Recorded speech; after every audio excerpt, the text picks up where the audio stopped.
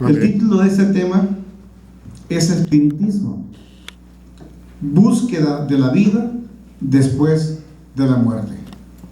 Quizás poco o mucho hemos escuchado sobre esto, del qué significa. Pero antes que otra cosa suceda, déjame decirte que ellos se creen o se autodenominan los verdaderos cristianos. ¿Me escuchó bien? Los espiritistas se denominan los verdaderos cristianos. Entonces hágase una pregunta porque tenemos que hacerlo. Entonces, si usted no es espiritista, pues no es cristiano, es obvio, ¿no? Pero vamos a ver algunas situaciones que son importantes de la definición o qué es lo que encierra esta clase de práctica, para ellos mismos llamado ciencia, pero sabemos que es una pseudociencia. Posee diversas doctrinas sincretistas, o sea, que busca armonizar diferentes corrientes del pensamiento que tienen ideas opuestas entre sí. Y yo quiero que estemos pensando en doble sentido, porque es algo de lo que viene sucediendo en el cristianismo de los últimos tiempos. Como que se van enrolando o enrollando con otra clase de ideas y de pensamientos totalmente contrarias al canon sagrado, lo cual significa que están siendo cristianos sincretistas, que nada tienen que ver con Dios. Bueno, pues el espiritismo nace aproximadamente en el siglo XIX, allá como en los años 1830 aproximadamente, por ahí, y tiene el extracto del conocimiento de lo que estaba pasando con la escolástica medieval, que fue un movimiento filosófico que buscaba comprender la vida sobrenatural del cristianismo a partir de la razón y de la fe. Dijeron, con fe y con razón vamos a poder conocer la vida sobrenatural del cristianismo. Y es algo que sigue pasando en la actualidad. Muchas veces el creyente o el pseudo creyente de las verdades bíblicas va tratando de conocer qué movimientos espirituales hay en una congregación para ver si es buena o es sana, cuando es lo que menos le tiene que importar, sino más bien conocer la fuente que origina el poder. Les recuerdo a ustedes dos versículos que encontramos en el Evangelio según San Juan y lo encontramos en Santiago también, donde dice que todo poder es dado ¿de dónde? Del Padre, o que desciende de lo alto, en el caso de Santiago. Y en el caso de Juan dice, nadie puede recibir poder si no le es dado del cielo. Entonces, cuando ya determinamos en pláticas pasadas que en el cielo se encuentra Satanás y sus ángeles, entonces nos corresponde a nosotros ser valientes y poder determinar cuál es la fuente, de dónde se origina el poder que en ocasiones el hombre recibe. Y para que el hombre reciba un poder de Dios, necesita haber entregado su corazón. Porque les recuerdo una vez más lo que dice el libro de los Hechos, capítulo 5. Dios le da el poder, Dios le da el Espíritu Santo a aquellos que le obedecen. Entonces no esperemos que una persona desobediente principalmente a los parámetros de Dios esté recibiendo poder de Dios o haya recibido el Espíritu Santo. Principalmente yo volteo una vez más a los que son los parámetros de Dios, los 10 mandamientos. Si una persona está violando los 10 mandamientos, ¿cómo pensamos o nos ocurre que el perfecto Dios va a darle o delegar de una forma de ministerio o una forma de poder a esa persona? Y aquí no hay para atrás. Aquí no hay de que déjame argumentar o déjame ver cómo le hago para poder modificar los parámetros de Dios.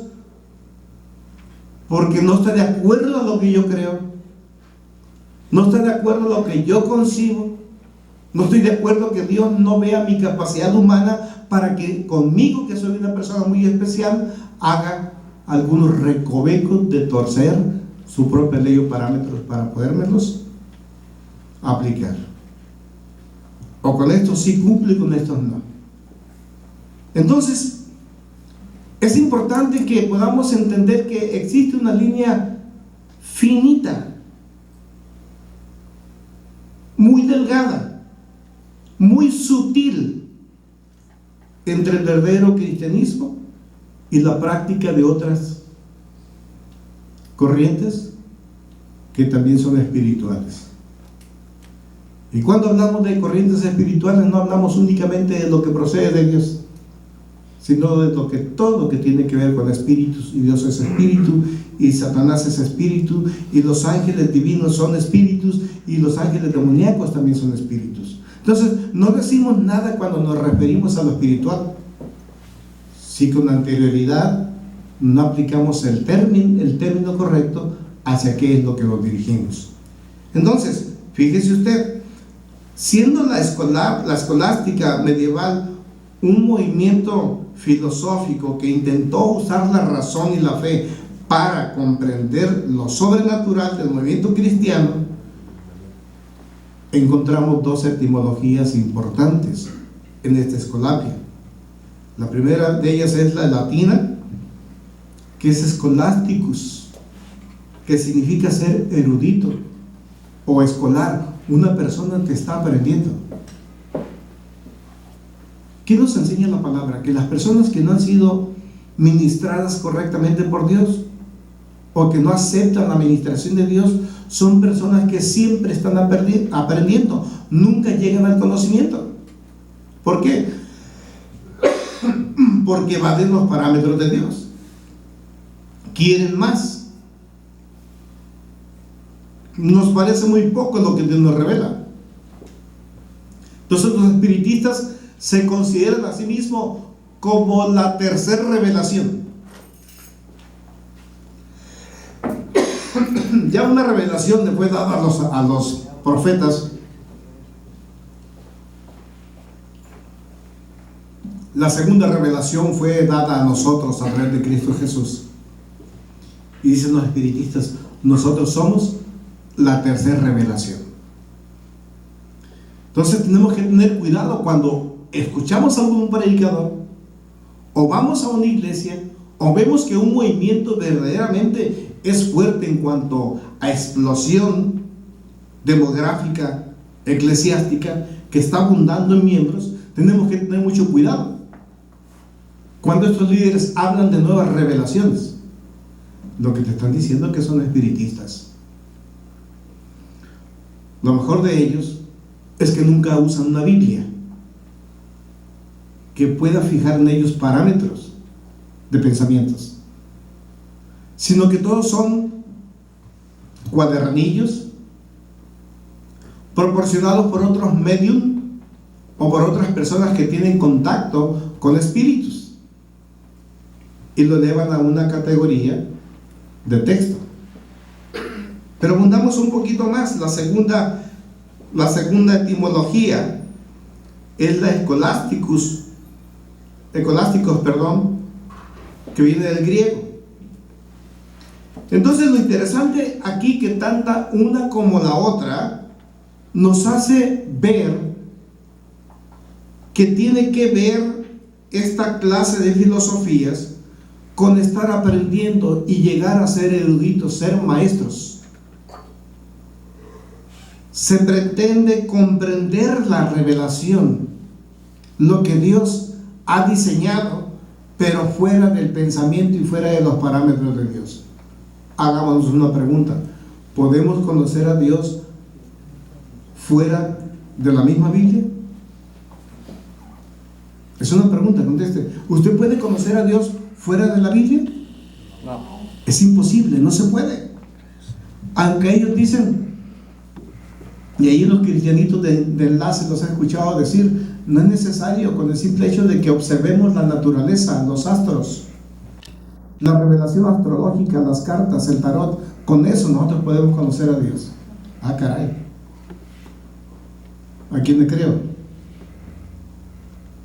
Y son prominentes predicadores evangélicos, dicen ellos.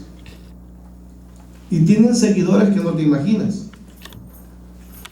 Fíjese usted cosas importantes del espiritismo. ¿Cuáles son los principios que lo hace atractivo para las personas? Lo primero de ellos es que hablan de la inmortalidad del alma.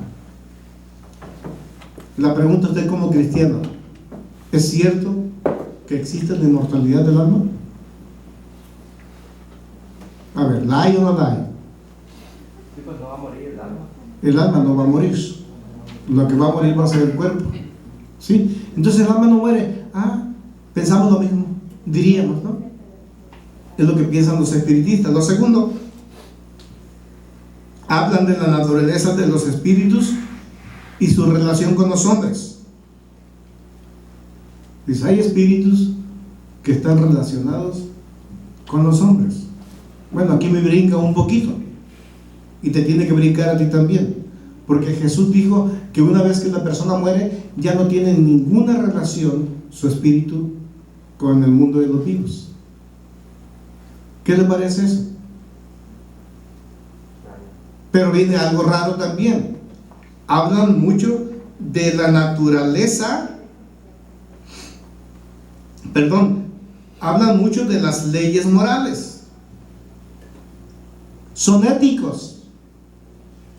Y cuando hablamos de ética, hablamos de no hacerle mal o daño a los demás. Hablan de la vida presente. ¿Qué está sucediendo ahorita? Hablan de la vida futura. Ah, eso a mí me interesa. ¿A poco al hombre no le interesa la vida futura? Por eso decía en un principio que el espiritismo es la búsqueda de la vida después de la muerte. Y los humanos estamos preocupados en qué va a ser de nosotros el día pasado, el día de mañana. Terminan los jóvenes alguna carrera, ¿qué voy a hacer? ¿Qué va a pasar con mi trabajo? ¿Estás con el trabajo? ¿Te está yendo bien o te está yendo mal en el trabajo? Dice, caray, ¿hacia dónde me va a llevar o qué estilo de vida me va a forjar lo que estoy haciendo? Siempre estamos preocupados. Dios nos dice qué es lo que va a suceder con nosotros en lo general. Dice que si el hombre no trabaja con esmero durante el día, en el tiempo difícil pasará hambre. Eso es lo que enseña la palabra. Entonces, ¿de qué me preocupa a mí el saber cómo me va a ir si Dios me lo está diciendo? Bueno, es que no me interesa tanto lo que diga Dios. Yo quiero llevar una vida disoluta como persona, no importando mi ética ni mi moral, no importando mi rebeldía hacia Dios, y buscando alguna forma de apoyo espiritual que me permita seguir adelante. Eso fue lo que hizo el rey Saúl, y por eso fue desechado. Saúl no se sometió a los principios morales de Dios ni éticos. Saúl no se sometió a los parámetros de Dios.